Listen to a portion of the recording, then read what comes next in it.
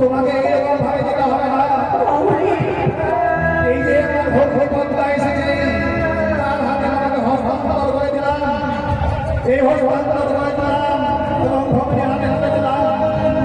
যদি তোমার কোনো বিপদ আপদ হয় তাহলে সেই ভগবান তোমাকে রক্ষা করবে। এটা হচ্ছে প্রতিশ্রুতি।